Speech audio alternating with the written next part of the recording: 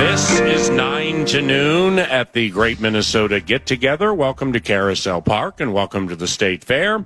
I'm Paul Allen. The producer is Eric Nordquist, and joining us right out of the gate, 25-year friend and elite horse racing and hockey mind, KG. Kevin Gorg joins us. Kevin Gorg, Bally Sports North and Canterbury Park. Now, these hieroglyphics, some would say, these notes that I've written down for today's show. Yes. I thought you'd be interested to know that they were written using a Papermate 10. It's the best. It's a Papermate 10. Why does pen style matter so much to you and matter so much to us, a couple of old schoolers who still write things out? And you're a pen snob, and that's why I bring it up. I absolutely am. When I work the wild game, my counterparts all have these tablets with this fancy digital work. I've got placards for everything I do throughout the entire wild broadcast is in placard form. You know me at Canterbury. That Papermate pen that you're carrying doesn't soak through on the daily racing form paper that you print out. Yes. That's why you handicap with that. Yes. Sharpies go right through. You can't have the Sharpies there. Sharpies are for placards. Only there are rules involved with all this archaic stuff. However, being a pen snob, you will recognize on certain type of great white print, thicker printing paper, highlighting the Papermate is not as good as the fine point Sharpie. It smears. So like you get the golf draft ready or whatever you use with calligraphy pens because you're a pen snob like me, and then you highlight it and it smears. You hate that. You can't have that. No smearing. I like fine point Sharpies, and honestly, with the fine point Sharpie, you need to rub the tip occasionally so it doesn't smear. Wouldn't you agree? Yeah, I think you're right. You have to, or it gets like the little fuzzy gets things. Too fuzzy, and it gets real dabbled. And not good. Then all of a sudden, names come out strange, and it messes up the presentation. Now, do you own a peach Papermate? Because I find the letters and the words can be hard to read on great white printer paper. I do not use peach very often. Peach is a real, again, end of the drawer, at the back of the order type of thing. We don't go to peach very often. Like the light green, right? Yeah, light green is only for the financials. Like at Canterbury, if you're looking at morning line odds on a placard, like this past Saturday, I sent out my Saratoga selections in placard form. Right. The morning line was in the lime green. Right. So you're more Papermate than fine point Sharpie. It depends on the paper. I use Sharpies all the time. Like most of the placards that I was talking about for wild broadcasts are done in Sharpie form. But then when it comes to daily racing form and in the summer at Canterbury, on that paper, it's all the Papermate. Again, medium point is the way to go. So are you an elite, like a cardstock mind? Like you understand the thickness of paper? I do, yeah. Potentially even like an off-white. It's matte versus glossy. Yes. I mean, if you go glossy, it's Smear City, right? Glossy is a real problem. I mean, you're not trying to write notes down, as good as your handwriting is, by the way, because PA's, it's looked like he experienced a seizure while writing those notes. But in this particular case, your penmanship is impeccable. I've worked on it over the years, but you can't be blow drying this stuff. No. Trying to put you your got to notes have together. the right stock. Yeah, this is very important. And I buy the paper. It's funny because I go to Office Max and there's a specific paper that people use to print. And it's card stock. Yes. And it's rectangular in size, and that is the only paper I buy. See, Abbott helps print my depth chart, game calling depth chart. That's the size it would be. Well, that was his choice to buy that, and we started with glossy. Then we had some smear terrorism. So he bought that, and it's kind of a bear to print sometimes, but stuff doesn't smear, and that's the key. Yeah, you have to have it.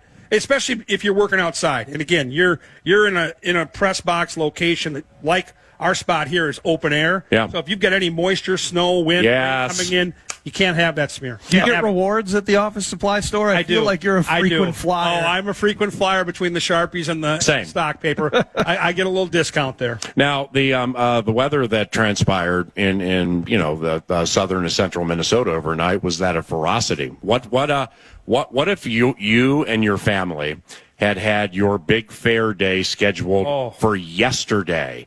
Okay, I mean, Nordo and I are here. I'm getting here about 7:15, 7:30 to avoid the Como Clomp. Come over to the fan booth at Carousel Park, at like 8 and change, and it was a sweat fest by 8:30. No. So, like, with Common and bumper to bumper later in the afternoon, I mean, that just had to be absolutely miserable with that humidity. We had no power. So I got home last night about 10 o'clock in Minnetonka. We had no power until 6:30 this morning. So the storms were legit. And the fact that the fair opens at 7 and today we were delayed by 2 hours because of all the cleanup. And you drove in here today, guys. There were trees down on Como Avenue. There's debris everywhere. They did an unbelievable job here of getting this fairgrounds ready for people now. Yeah. But that storm, you pick your storm late last night, early this morning. I have a tree down in my backyard. So do we. Yeah, I left and I'm like, okay, what are we going to do here?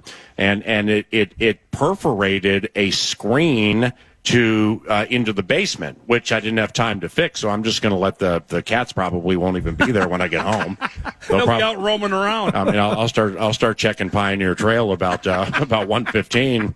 And hopefully everything's okay. But no, seriously, I have a tree down in my backyard. I just hope everybody's okay. It was a dangerous storm, and everybody did right by the fairgoers this morning, delaying things. And it's going to be a great day. It looks like the weather's going to turn around, and people are filtering in now. But last night was very, very dangerous. Well, I was dumb. I thought the thing that what we got around 6 o'clock was yesterday or so. I thought that was the main event. I didn't know I was going to wake up. I mean, what was it, 1:30, 2 o'clock this morning? I got young kids. One of them was having an issue with the weather. Yeah. And so it was a fairly sleepless night. I had no idea that was going to happen. I had no idea. And I'm watching my tree going basically horizontal. Yeah. I got this old willow in the backyard.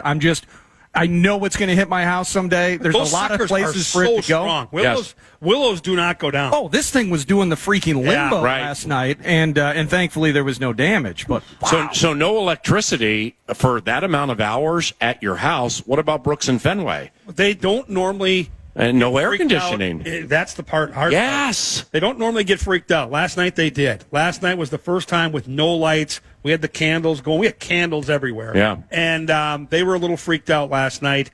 Thankfully the house didn't get terribly warm. It cooled off overnight. But, we keep our house at 68, and it got up to 76. 68? Yeah, we keep it cold. That's a low number there.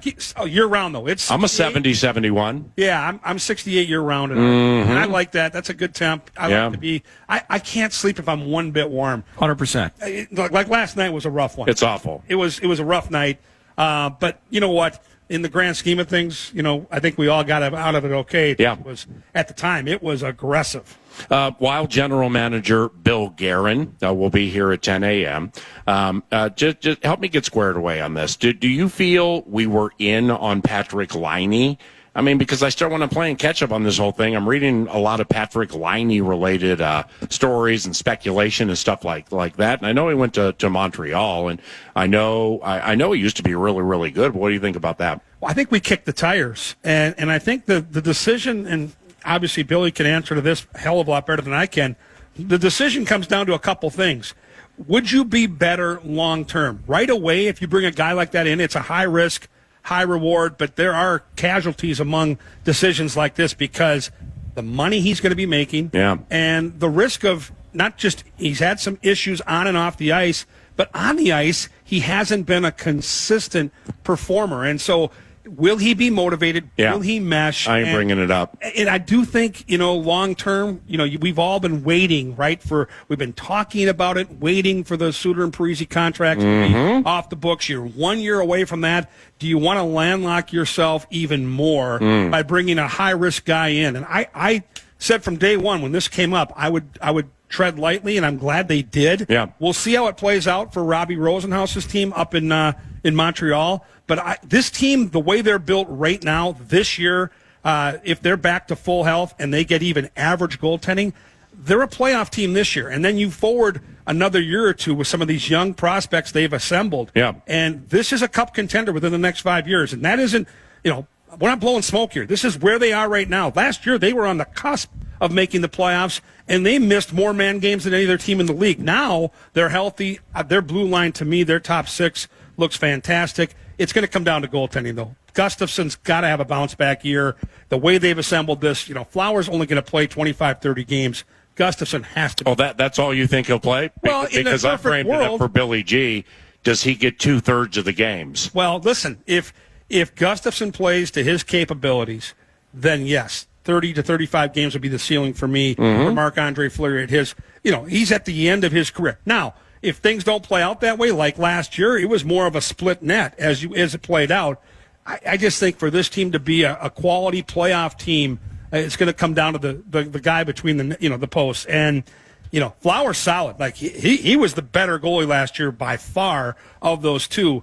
Gustafsson, to me, though, it was that first year after signing the big deal, the pressure of that big deal, adjusting as a young player to finally being the guy for the first time in his life. That is a difficult assignment for any goalie, and we've seen other goalies have that dip, and then they come back. This is a pivotal year for him, and if it doesn't work out, obviously you've got the big stud Volstad waiting in the wings. Right. Had a great year in Iowa, and then had a couple of really nice starts for the Wild late in the year. So they've got depth in that position, but they need one of those young guys to rise up. That's Kevin Gorg from Bally Sports and Canterbury Park, where he's one of the analysts. I'm Paul Allen. Nordo by my side, producing 9 to noon. Maxwell Fuller guides the great ship Love Covenant at FM 100.3 KFAN. And thanks to TimberTech and TimberTech.com, what's on deck 9 to noon does include Wild General Manager Bill Guerin on site at Carousel Park at about 10 o'clock. Russo Radio will be here about 11:15. And between Billy G and at Russo Hockey, Alan Horton, the radio Vox for the Minnesota Timberwolves, on air, on site, on demand, and on fire. That's about 10:35. You're listening to 9 to noon from the Great Minnesota Get Together at FM 100.3 KFAN. Back after this.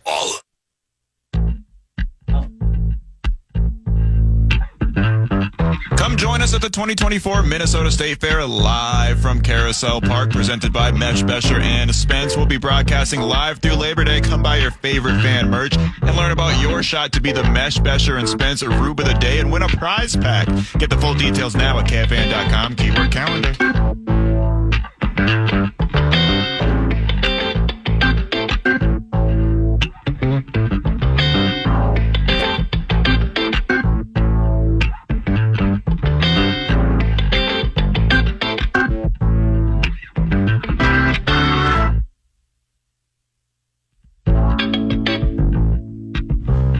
Noon Radio is back at the Great Minnesota Get Together from Carousel Park, awaiting the arrival of Billy G. Bill Guerin, General Manager for the Minnesota Wild, about 40 minutes from now. Meanwhile, Senor Spotty, Kevin Gorg at Gorgomatic21 via Twitter. Follow him as 9 to noon does.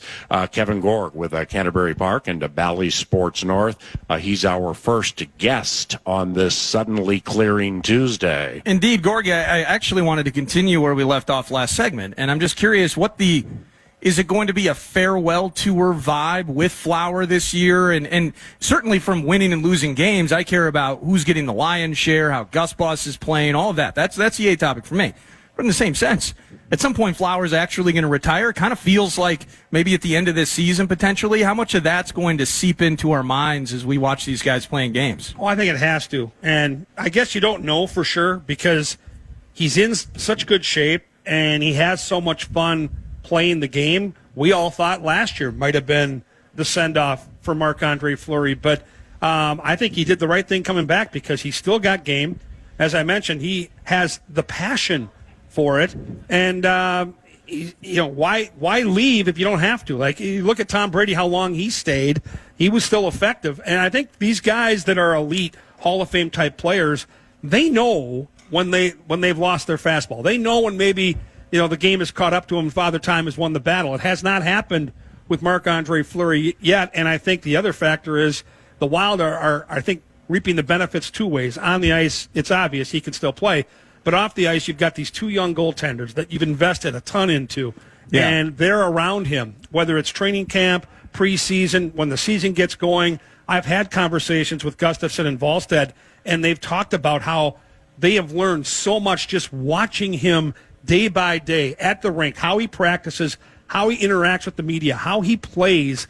The ripple effects from this guy being a member of the Wild is going to pay off for years to come, specifically with guys like Volstad and Gustafsson who play that same position. But that and then part of that key though is Gustafsson did have a subpar season, and Volstad does have limited reps. So he made his debut, I think, around Christmas time, maybe last year. He had the one game at Dallas that didn't go well. Struggled he was coming up off an injury. It was a debacle. He talked about how he really wanted to get that opportunity, and he probably forced his way back to good health, quote unquote, a little too soon. And then we got to see him playing a couple games late in the year, and it didn't matter to me that he was playing teams that weren't the Dallas Stars. I think one of those nights was in Chicago. He just looked a lot more confident. Good. In the way he carried himself, not just in the game, but around the rink. He had that look in his eyes of a guy that knew he could get the job done. And that could pay off, too, because now he has kind of settled himself mentally that he's capable of playing at this level. And the Wild, remember, they moved up in the first round to pick this guy as a top 20 draft pick. That is rare at that position. And you see the guy. He's big. He's athletic. He's got a real calm demeanor. He looks like a guy that's going to be an NHL goaltender, not just in the coming years, but for a long time. So it feels like that they may carry 3 goaltenders on the active roster, right? Well, unless you trade somebody. You want them playing, though, right? So if you're going to keep 3, fine. Let's just pretend that's the plan. I don't know that it is.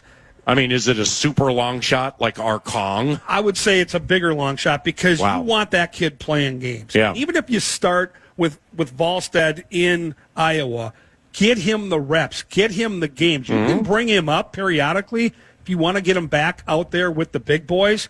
But I think as soon as you made the decision to bring back Flower, it was going to be Gustafsson and Flower to start the year. We'll see. And again, a lot will depend on how training camp goes. But they've got options moving forward. In a perfect world, in an absolutely perfect world, Gustafsson has a bounce-back year. Volstead goes back to Iowa and dominates at that level, so you know he's the real deal. Yeah. Flower, as you mentioned, Nordo, decides this is it.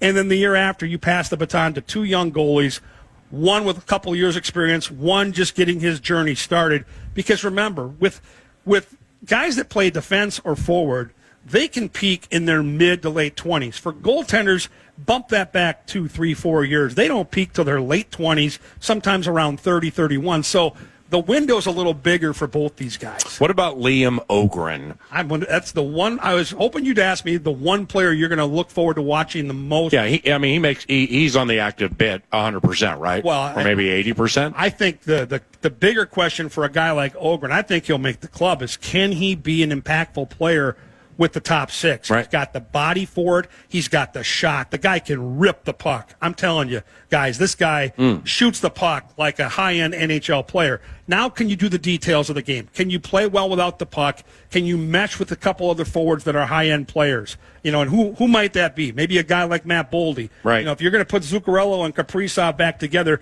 can this guy mesh with Matt Boldy so you've got 2 really powerful lines? Ogren, to me, is the X factor during training camp. If you're a Wild fan and you really want this team to take a significant move forward, project him as a top 6 player that scores 15 to 25 goals. Oh, geez. Move Johansson down to a bottom 6 role where this guy can still, with his skill, he can put some points on the board and be a sneaky power play option on the second unit. Then things start to really percolate on the offensive side of the puck. So if I lay out, they had 5 guys that scored at least 20 goals. Okay, when I say that, like, how does it hit you? Okay, we're happy for you, or you need more context, right? Well, yeah, I do, because okay. Well, the point being is that you mentioned Johansson, and that's what triggered the thought. Like with him, I mean, Hartman's a 20-plus guy. I think so for sure. Plug it in and most likely watch it go. Let's see, Freddie Gaudreau. So, like, he'd be another one. Or what I'm getting at here is outside of Kaprizov and, like, say, your top 2, Joel Eriksson Ek, obvious guys. Ek's obvious, Boldy's obvious, right. Kaprizov's obvious. I'd put Hartman in that category. There's 4 right there. Another 2 or 3. Another 1 or 2 would be to fine. not be 20, but they need them to be 26, 27 and above. They do. And I think if this team, if you look at what happened last year, and it wasn't the amount of games they missed, the man games. If I clarify that right now, it was the critical types of games they missed. The Jared Spurgeons, the Marcus Folignos, the guys that you depend on. Jonas Brodin, Kaprizov missed time. Goaltenders were banged up. That, to me, is what made last year such an uphill battle. If you can be healthy with the right guys, to PA's point, now the depth that you have, like if you look at the way the Wild match up in the Western Conference, no one's going to sit here and tell you right now that they're a better team than the Dallas Stars or the Colorado Avalanche. But what they have that those teams might not have is better depth at certain spots, and one of those spots to me is the blue line.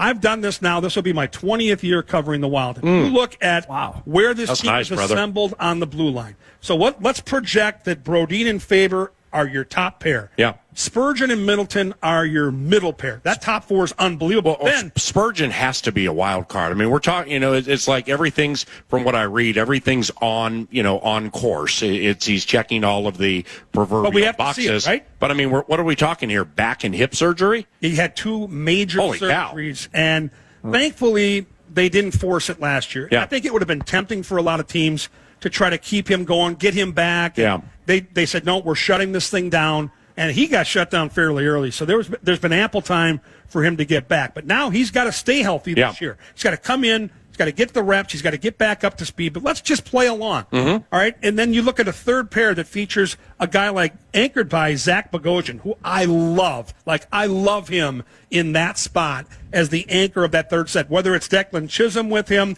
Johnny Merrill, Damon Hunt, you've got lots of options back there. But if Bogosian's there and those other 4 are your top 4, and put whoever you want there in that 6th spot, that's a top 6 that, to me, can play with anybody in this division or this Western Conference. But what if I want to put Zeev Boyum?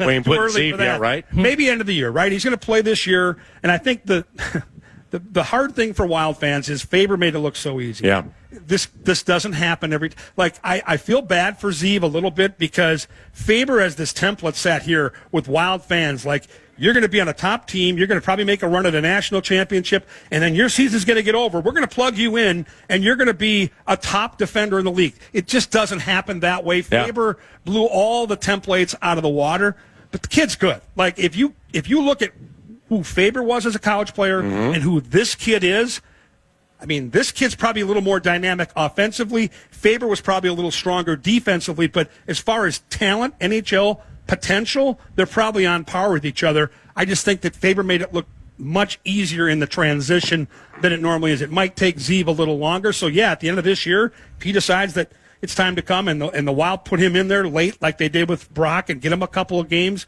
in April, let's let him see what he can do. But we got some time before we have to worry about that. Well, Cale Makar was the template. That's the problem. That's the highest of high end. Faber, he plays in the national championship game against Quinnipiac, and then he's donning the Christmas colors within the next week, maybe Crazy. just a few days. Yep. But Cale Makar, I'm tripping. Where did he go to college? Out east, that was one of the Boston. Yeah. Well, no, it was not one of the Bostons. It was one of the smaller schools. Yeah, one of the Beanpot teams. But he wraps it up in college, and he's manning the top line and or players on said line within 48 hours, 72 hours, and did it incredibly well. So like he kind of was the prototype. Oh, he went for to that. UMass, by the way. Thank you. So you can't use him though as the example because that'd be like using Sidney Crosby as the example. But I'm saying out there as an 18-year-old. But with Faber to do it, it made sense. Yes. Yeah, he may not have got the 10 we of 10 didn't like think he'd Makar. make it look as easy as he did. Remember, when he got to the Wild,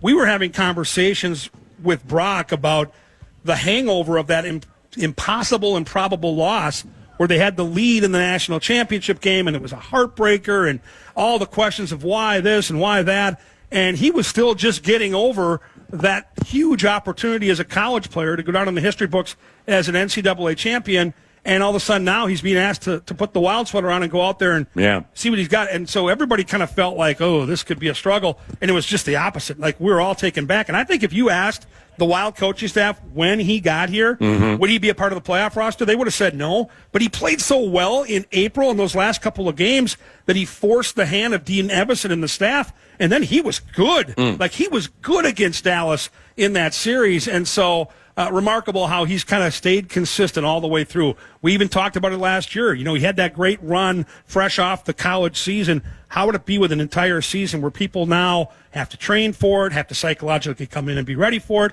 You saw him last year. He played in every game, played through injuries. He took more media attention than any player in that locker room. Like, if we went to a visiting locker room, there were microphones in front of this guy after a win or a loss, night in, night out, because he was up for the Calder. Never said no, handled it with class. He just is one of those rare exceptions to that rule that you don't just step off the college rank and step into the NHL. He made it look, on and off the ice, way, way easier than it really is. Go first, Quinnipiac. It still bugs Mouse to this day. We got caught with a bad line to start overtime. Yep. I mean, with all due respect to the kids saying calling it a bad line, we just got caught with a different kind of line to start overtime, and that thing was They made bam, a play. bam, It thank happened you, in ma'am. a blink. It happened in a blink. Mm-hmm. 10 seconds. It was one of the faster OT. Yeah. Oh. Still eats it, Mouse. Well, I think the hard part is, too, you Wildfire. You have a 2-0 lead. You're right there. Like, you have the hot goalie. You played a perfect game. There were a lot of things that kind of came together in that hockey game that worked against them. And in the end, you got beat by a good hockey team. It's just disappointing to have a lead and let it get away. Yep, still works on Mouse, that line Poor to start Mousy. overtime. Poor Bob Motzko's here, by the way. What day? Thursday at... Yeah, Thursday's the Sky Umont Thursday. With, He's a sweetheart, by the way. He's I love awesome. Bobby. Fantastic. I With just- the Gophers playing North Carolina that evening. I think we have Rimmer that day. That's going to be a life changer. That Poor night. Johnny the Mouse. We wish I got had- racing that night, so he doesn't geez. get to go to the game and tailgate Oh, with Wildfire. geez. Yeah, Motzko's at 11 on Wednesday. I'm sorry, it's tomorrow. Sweet. At 11 o'clock tomorrow. Look forward to Mr. Motzko. Can't wait for that. Earlier in the conversation, PA sets you up with 5 guys with 20-plus goals, what that means, what that looks like from a depth standpoint. You guys didn't talk about Marco Rossi as part of that conversation, and I'm really curious, and I know he's among the more skilled center, might be the most skilled center or playmaking guy on this team, but still physically a little smaller. You get a little goal scoring. We waited a long time he'll get for to him. 20. He'll get to 20, right? He will. And so what is that outlook of that when you talk about that top 6? Because mentioning Patrick Laine, for instance, maybe an Ogren is a guy or somebody that takes an L if Laine is on the team, and so you stunt that development. But that second line, the back end of the top 6, what does that look like with a Marco Rossi? Well, Marco Rossi's a key because, Eck and Rossi are interchangeable with those top 2 lines. Those top 6 forwards can move around those 2 guys. Different type of player than Eck. Eck gets a lot of his goals in and around the blue paint. Rossi has to be more creative. He's got to be a little more consistent, specifically in power play situations, maybe a little more aggressive shooting the puck. His natural tendency is to dish, and you mentioned it, Nordo. He's a bit of a playmaker. But the biggest adjustment playmakers have to make in the league is they can't specifically always try to set up a play. Sometimes the play is to get the puck to the net and let your line mates go get a rebound, especially when you play with maybe a big guy like a Matt Boldy who can go down to the blue paint and make some things happen. Was that kind of a Mikhail Granlund conversation of sorts 100%. where it was Great comparison. The playmaking was such that in some ways he almost inhibited himself fault. from being productive? And I think they want to make sure he does. Again, Granlund has been a serviceable and high-end player in this league, but not an elite player because teams could pick up on that. And they know what you're going to do. And now we're not going to respect the shot. We know you're going to try to make a play, and those plays just don't come. And so for Rossi, I think he took a big step last year. I still think there's more room for improvement. And I think, he saw him roughly around 20 goals last year. This guy should be 25 to 30 goals. With the skill set that he has, and you watch this kid in practice, what he can do with the puck, there's another window where he can take another step, and maybe that'll be this year. What kind of squad does Bruno and Darby Hendrickson have down Nashville way? They've got pressure. I'll tell you one thing. They've got a nice team. Now, they were a team that made the playoffs last year, but when you add a pair of 40-goal scorers in Stamkos and Marchessault. It's funny. Now you get to a point where you're like, okay, we got to win. Yeah. Vegas picked up on it, right? They were 35-1 to win the cup. Marchessault's the postseason bomb. They make that move. They Yeah. go, you know how much money this is. They go from 35-1 to win the cup down to 14-1. Oh, wow. In a blink. Yeah. So there's good and bad. And if you're Nashville, you've got to use these guys the right way. They're on the back end of their career, no doubt about it. But when you have that type of offensive firepower, and Nashville plays a gritty, two-way game. They did last year under Andrew Brunette. They've got a good goalie in UC Suros. They've got a high-end defenseman in Roman Josi. They're a, for sure cup contender, but they're no lock because you just don't know how it's all going to mesh together in the Music City. But it's kind of fun that we've got Bruno and Darby back together down there working their way through all that pressure. With earlier in the summer, back to the Wild momentarily, Yakov Trenin was the acquisition. A lot of people were freaking out, like, you're spending this kind of cash on a fourth-line guy? What do you think about Mr. Trenin? I think he's more than a fourth-line guy. He's 27 years old. He's a guy that can chip in 10 to 15 goals. I think in a perfect world, he's an unbelievable penalty killer. he's a pain in the butt to play against from talking to some of the Wild players after this move was made. But in a perfect world, he's probably more of a third-line guy here. And third-line guys can make contributions. See Marcus Foligno 2 years ago and see how impactful the Moose was when he was healthy in that type of role. So, no, I like the move. I think right now, I think for Wild fans, they would love to have, Patrick Kane, some of these high-end guys come in. That's not the way this roster is built right now. It's built around a blue line that top to bottom is going to give you a chance to win every night, and it's going to come down to two things. Consistent goaltending, and then your high-end guys like Boldy and Kaprizov have to anchor separate lines and be dangerous damn near every night. That isn't that hard a script. Like this team 2 years ago had over 100 points. They're legitimately built better than the team was 2 years ago. It will, though, come down to goaltending. They did not get the requisite goaltending last year to be a playoff team. They are going to need to have that this year. But the kid from Nashville is not going to be the problem. And part of those goaltending numbers revolved around a penalty kill that, again, last year wasn't up to par. So what did Billy Guerin do? He got one of the best penalty killers out there available, took them from a division rival, put them on his roster, and that should make an impact. Speaking of high-end, we have high-end comedy at Canterbury Park on Friday. The man's name is Joey Gatto. He's awesome. He was on 9 to noon a couple of Fridays ago, and we thoroughly enjoyed his inclusion. Tickets at CanterburyPark.com. That's going to be cool on Friday. We race through Monday. We have Labor Day racing at 1 o'clock. And Sunday, one of your very favorite days of the year. Bark in the Park. Oh, I call it Bark in the Park, but they changed the name to Best in Show, which is a great name, but Bark in the Park with the all the dog breeds that we run all summer, that every Billy, Johnny, Christy, Susie, Antoine, and Tamika absolutely love. The Corgis and the Bassets. And who else do we have? We had the Poodles and Doodles. Yeah, that's right, the Poodles and Doodles. Corgis. Yeah, well, the qualifiers, they all race against each other. And it's chaos. And it's so hard to fun. explain how unbelievable it is when a Corgi pops out of the gate and then is savaged by a Bulldog or savaged by a Basset. It is chaos. And when I say savaged, I mean it's not a like, terrible way. They bump into each other. They bark at each other. Oh, there's a lot of nipping. I mean, they'll go after a throat latch, when it comes to winning Bark in the Park Best in Show. So that's Sunday. Those dog championships will be fantastic. But Saturday is, it always has been my favorite racing day of the year in the 30 that I've called at Canterbury Park. You've never wavered on this either. From day one. And a lot of things have changed over the years. I mean, we're racing 3 days now, and, we're in a transition period at Canterbury Park for multiple reasons. But Festival of Champions Day, nothing but Minnesotans, all Minnesota-bred horses. And why it's my favorite is, and I shared this in the pre-race show with Angela this weekend, it's because we just know so many of these people. And I'm always hesitant to start mentioning names, because I know I'm going to leave like a Claudia Goebel out or Winchester Place Thoroughbreds, like Barry Butzo and people like that. Pete Madsen, the names roll off the tongue. Is no matter the climate of racing at Canterbury Park, they've always bred horses to keep the Minnesota racing vibrant, and that costs a lot of money. I mean, it can be 20 to 40 grand just to get a horse to the races. Yep. Thus, that's why people get together with partnerships and stuff, and also thus why at one point it was called the Sport of Kings. But they stick with it. Their stick-to-itiveness, it keeps our local game flourishing.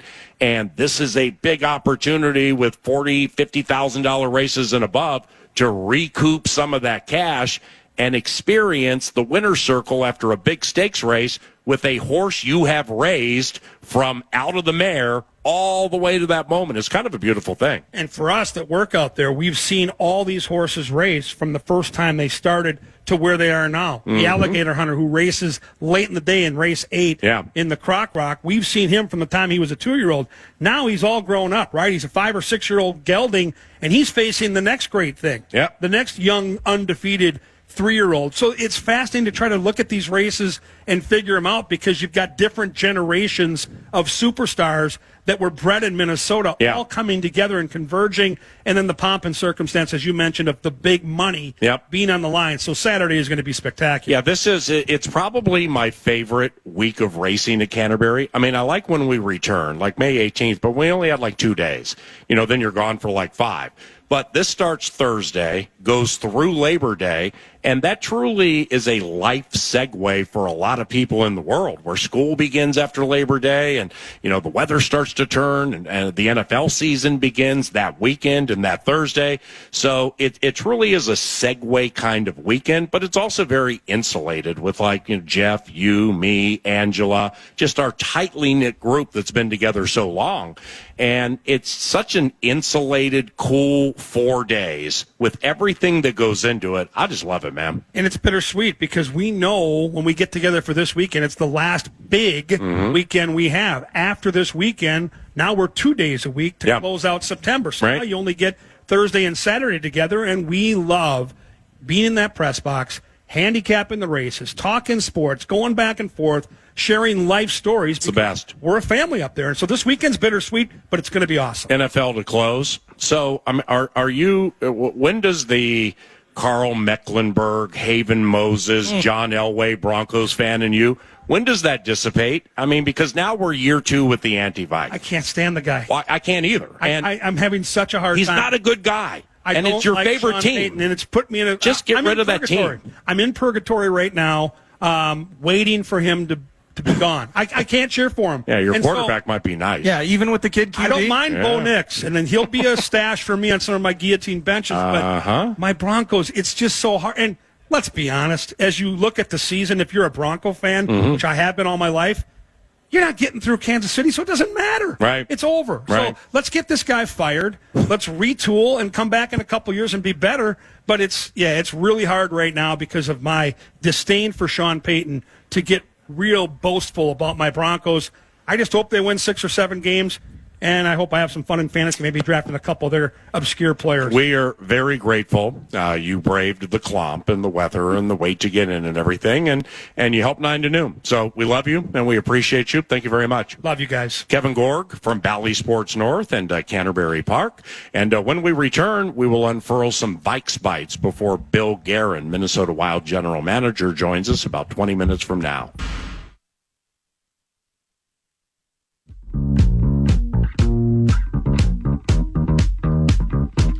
Nothing defines Minnesota quite like its 10,000 lakes, and we got to keep them beautiful.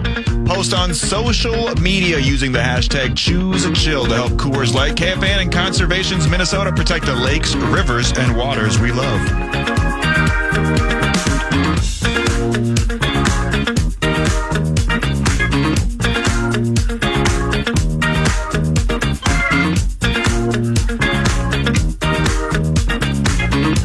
Here come Vikes Bites from the State Fair. Vikes Bites provided by Thousand Hills Lifetime Grazed Grass-Fed Beef. They're a Clearwater, Minnesota company. Go to thousandhillslifetimegrazed.com. Elite beef. I love it. The kids love it. They got beef sticks. They have all various cuts. You can get it in a box shipped to your doorstep, or you can go to your local Coburns and co-ops. This coming out yesterday, PA, as we wait, it is cut down day today. So at some point this afternoon, we're going to start hearing reports, maybe first trickling out via agents and such. And eventually the team's going to note their final 53. I think there's currently 74 on the roster in this moment. It's in the 70s. I know that. Yeah. Yesterday I saw some news that the emergency QB rule, the new process that we've been talking about, which plays into the final 53, it was vetoed. So your emergency third QB cannot be on the practice squad. They must be on the active 53. Yeah. And so if there was any conversation about it yesterday, which we had a fair amount of it, the Jaron Hall conversation is over, right? The third quarterback can be on the practice squad, but you just can't, day of game, take the player from the practice squad to the active roster. It would have to be a prior transaction, yes. Thank you. And so in that regard, I think that lends to the idea, if we're talking about would Jaron be here if that was part of the conversation. Right. Are you more or less apt to say that they'll keep 3 quarterbacks on the active 53? I'm apt to stick with what I said yesterday, that I believe it will be Darnold and Mullins. Darnold and Mullins. Now, if that's my opinion, so we'll see which way they go today. The Green Bay Packers traded for Malik Willis. Yep. So therefore, the take I had yesterday was that, in putting some time into what was behind the other quarterbacks we have in our division. And Tyson Bagent for the Chicago Bears actually has gotten a lot better. Jared Goff never misses games, so I ain't tripping on that. But then you get to Jordan Love, and I'm not predicting Jordan Love misses games or makes them all. But their backup situation with Sean Clifford and this rookie Pratt, it increasingly became worse as the preseason went on. And that's just not my opinion. That's things you can read and Packers fans who watch the games. So it was abundantly apparent to me yesterday the temperature with Green Bay for a backup quarterback was quite hot. So that's why I went down the Jaren Hall route. Now, they found a way to secure a backup quarterback they feel would be better than even Jaren Hall in Malik Willis, the former Liberty quarterback from the Tennessee Titans. I think they just gave up a 7th-round pick. They did. So that, now with not knowing exactly what the twos look like on all rosters and not trying to elevate or conflate Jaren Hall's preseason and make it seem like he's a 10 of 10 backup for any team in the NFL. Green Bay came to mind, sniping somebody that you may try to slip through to the practice squad. So now, if the Vikings keep Jaren Hall as on the active roster, so they keep 3 quarterbacks, well, that means somebody who potentially could be that extra edge guy or extra corner or extra offensive lineman, outside chance that would get into extra wide receiver, meaning they would only keep 5. You have Hawkinson news where he's going to be out, at least the first 4 games. How does keeping a third quarterback impact those other spots? I just think it's too much. There's just too much that goes into keeping a guy who most likely never will play during the course of the year, and you have a young quarterback on a really good deal who happens to be hurt. What's up, Billy G? Who happens to be hurt, but nevertheless, you're eventually going to have him. Vikes Bites. Thank you, Thousand Hills Lifetime Grays. I don't know if you saw this. Anders Carlson was cut by the Packers. Oh, wow. Looks like Greg Joseph won the job. Wow. The green and gold. They had 3 kickers there a majority of the offseason. Yeah. So they've settled in on Joseph. Wow. It sounds like, and I forget you're right, the third guy, I forget his name. I can't remember him either. But it's going to be Greg the Leg. Mm-hmm. Dalvin Cook, it sounds like Zimmer. He's got Linval Joseph down there. He's got Kendricks. Yep. I don't know. Tom Johnson's going to be next. Maybe Terrence Newman can come back to his old town and coach a little bit. Check on Sharif Floyd and see if he's over all the maladies and has a little twitch. We got a little bit of news yesterday. Not just T.J. Hawkinson, who's going to be remaining on the PUP, so he will at the earliest be available week 5. Dalton Reisner got a little bit of finality to that injury situation as well. That changes, or maybe it doesn't change, how people are envisioning what that O-line, that final list looks like. Mm-hmm. But that gets into how much do they love the Tyrese Robinson cat? Is Dan Feeney, despite his own injury situations over the preseason, are they going to trust him as a backup guard? Right. But that 8 or 9, how they see it, they need a backup guard of some sort that goes beyond the rookie Juergens. Yeah. Who's more center-focused, I think. I agree. And so now that Reisner's not in the mix, I'm looking at Feeney or Robinson to maybe take one of those spots, at least for the first 4 games, which will be Reisner's time on the IR. Right. Now, I need to change my face on this because with Dan Feeney, and I remember Feeney, I think he played for the Falcons. I remember Feeney, he's had a rather long career in the NFL, but he's just been non-existent during these preseason games, and I just never have known him to be the kind of guy that, okay, well, we know exactly what we have in this guy, so we can stash him off to the side and let him work through these bumps and bruises, whatever they are, and he's a cinch to make the team. He was one of the O-linemen of the day when we were talking about him. We were talking about Elfline and all those guys. Yeah, wow. And he was a third-round pick. Like 2016? By the Chargers, in 2017. He was in the same class as Elfline. Yeah. But you're dead on. I remember the name, I just don't remember hearing it after draft time, if that makes sense. Well, and this part of the conversation comes down to like why have I said, or others and myself said all offseason, that I believe Nick Mullins absolutely will be the backup quarterback. Yes, I, like everybody else, saw the turnovers. Yes, we know Mullins has a ceiling. But yes, we also know Nick knows how to run an offense and play the game, where with rookies, there are so many new things with which they get hit. You have to work through them, and you would prefer to not work through them on the fly when you're trying to win games. Maybe that's the case with offensive linemen. Maybe it's the case, it absolutely would be, but maybe that's the case with Dan Feeney. Yeah. Where it's like, we know from what we saw in organized team activities with these, let's say, 100 things we run, with 83 of them, we know if he's healthy and happy that we can run them the way we want them run. All right, so then that means Juergens, the 7th rounder who played center in the preseason and off the Raiders game or into it, there are some who really, really like him. Now, there are also those who feel his performance regressed during the course of the preseason. So now, when Feeney's a backup center. Feeney's a center too. So therefore that plays into it, backing up Bradbury, but so is Juergens. So, has Juergens done enough to have even a 5% concern that if you put him on the practice squad, somebody will take him and make him an active backup center or guard? I mean, what's the percent chance of that? I have no idea.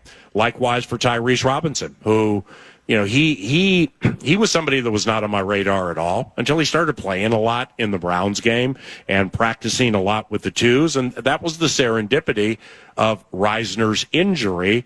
It gave my man an opportunity to get more repetitions with twos and ones and play more in preseason games. And clearly, at least in my opinion, there are things that they've seen with him that they like, including his size. And he's a massive man. He's very big. And that plays into wanting to be bigger on the interior. Yeah. And Ed Ingram's big. He just needs to improve in certain facets of his game. Blake Brandel is a big, strong guy. He'll be the starting left guard. So Robinson fits into that mix. The question is, does Feeney? Vikes Bites! And that was Vikes Bites, brought to you by Thousand Hills Lifetime Grazed Grass-Fed Beef. The cut down to 53 will take place later today. And 9 to noon, whether it's the great NFC debate that's taking place during the 10 a.m. hour tomorrow, and the open hour, you and I will have a chance to settle things with the final roster. And let's mix it up with Bill Guerin, general manager and president of hockey operations for the Minnesota Wild, around the corner. That's next from the State Fair. You're listening to KFAN.